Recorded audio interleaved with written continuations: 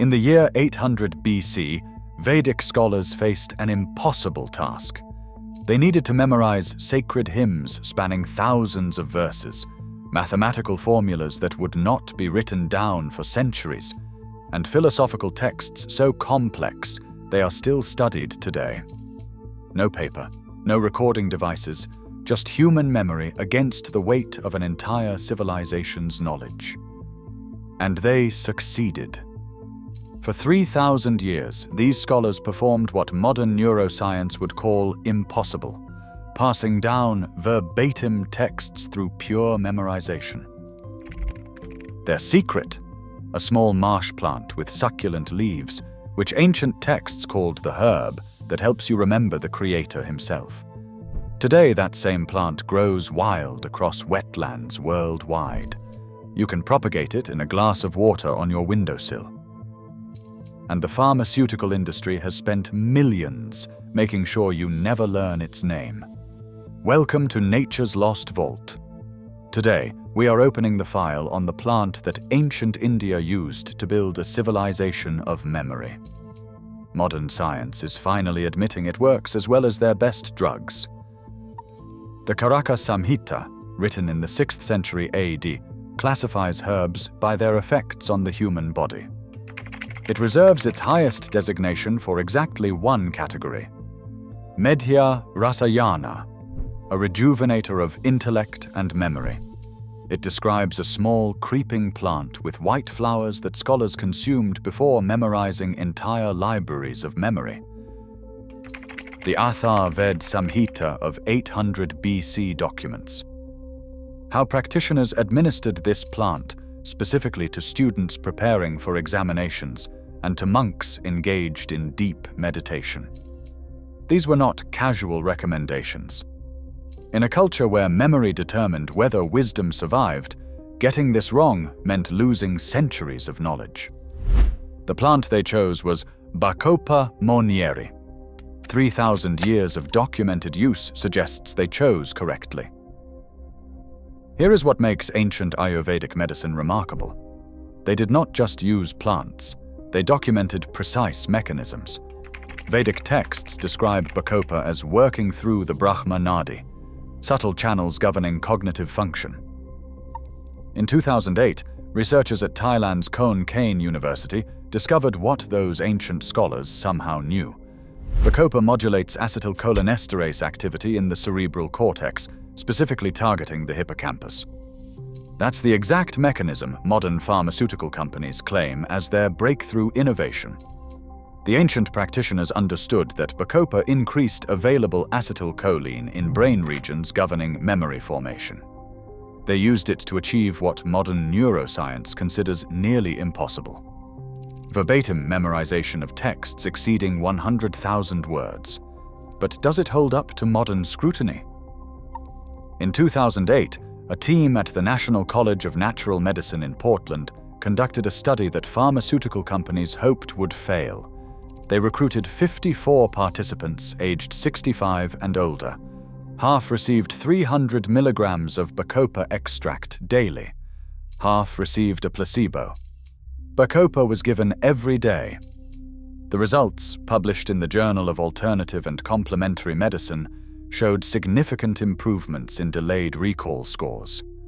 Not merely trending toward significance, it showed actual statistical significance in the exact measurement of memory function. A 2013 meta-analysis of 9 randomized controlled trials with 518 participants found that Bacopa improved reaction times and processing speed. For context, that's the difference between remembering where you put your keys and spending 20 minutes searching. Between recognizing your grandson's name immediately and that painful half-second pause. But here is where it gets interesting. A 2022 systematic review directly compared Bacopa monnieri to donepezil, the blockbuster Alzheimer's drug marketed as Aricept. The study examined patients aged 60 to 75 with diagnosed Alzheimer's. Half of the patients received Bacopa. The other half received donepezil at the standard pharmaceutical dose. The results? No significant difference in cognitive function. Bacopa matched the drug's performance. But here is what the pharmaceutical companies do not advertise. Donepezil costs approximately $500 per month for brand name Aricept, or $170 for generic versions without insurance. Bacopa extract costs roughly $20 for a month's supply. That is not 5% cheaper. It is 95% cheaper for identical cognitive benefits. The suppression is not subtle. It is mechanical. In the United States, the FDA maintains that Bacopa is not approved for any medical purpose. To receive approval, a company would need to invest $1 billion in Phase 3 clinical trials for a plant that grows wild, a plant anyone can propagate from a single stem cutting, a plant safely used for 3,000 years. No company will invest $1 billion in something they cannot patent. So Bacopa remains unapproved. Not unsafe, not ineffective, simply unapproved, which means doctors cannot prescribe it, insurance will not cover it, and most patients will never hear about it from their neurologist. The economic incentives explain everything. In 2012, the United Kingdom's National Institute for Health Research analyzed the effectiveness of drugs like donepezil. They found these drugs delay Alzheimer's progression by approximately 6 weeks over a 5-year period. 6 weeks of delayed cognitive decline in exchange for 60 months of expensive treatment. The cost per quality-adjusted life year exceeded £80,000, well above what health economists consider acceptable. Meanwhile, a 2021 study found that Bacopa, combined with cognitive training, actually improved brain microstructure in healthy adults over 55. Brain imaging showed increased neuronal complexity. The pharmaceutical alternative can't make that claim. Here's what ancient scholars understood that modern medicine has forgotten. The human brain evolved to repair itself. Bacopa does not force artificial chemical changes. It contains triterpenoid saponins called bacosides that work through multiple mechanisms. They act as antioxidants, detoxifying the brain of metal ions. They modulate neurotransmitters. They promote neuroplasticity, the formation of new synaptic connections. This is not a single molecule sledgehammer. It is a sophisticated biochemical toolkit refined by evolution over millions of years. But here's what the industry genuinely fears. You can grow it yourself. Bacopa is semi-aquatic. It thrives in wetlands, marshes, even aquariums. You can buy it at a pet store for $5 as an ornamental plant. It tolerates temperatures from 59 to 82 degrees. It requires nothing more than water and sunlight. Propagation is absurdly simple. Cut a healthy stem. Place it in water. Roots form within 2 weeks. That single cutting becomes a mother plant. Within months, you have enough Bacopa to supply yourself indefinitely. Traditional preparation is straightforward. Ancient practitioners crushed fresh leaves for juice. Modern users dry the leaves, grind them into powder, and consume it with warm water or honey to mask the bitterness. Clinical dosages range from 300 to 450 milligrams daily. The plant is well tolerated, with mild gastrointestinal effects that typically resolve within weeks.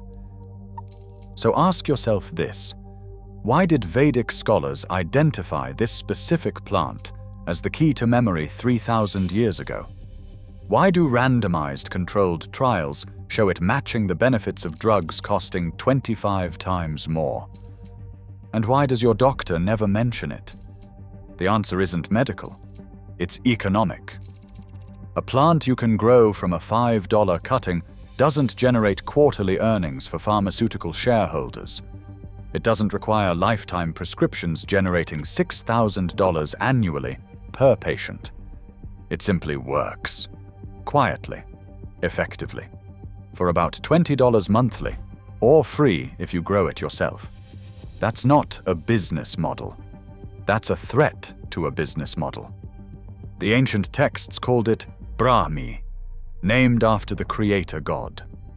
They understood that memory isn't just personal recall. It's how civilizations transmit knowledge across generations. Modern medicine has reduced that profound understanding to a billing code, a market opportunity. Each condition treated with drugs that delay decline by 6 weeks over 5 years carries costs exceeding £80,000 per quality-adjusted life year. Meanwhile, the plant that ancient scholars used to memorize 100,000-word texts grows wild in wetlands worldwide. You can order it from aquarium supply websites. You can propagate it on your windowsill. And if enough people learn that simple fact, an entire industry's business model collapses. That's why the suppression continues. That's why your doctor has never heard of it. And that's why you needed to watch this video to learn what Vedic scholars knew 3,000 years ago. If you want to uncover more lost knowledge that the modern world has buried, subscribe to Nature's Lost Vault. We're building a library of the plants that can save us.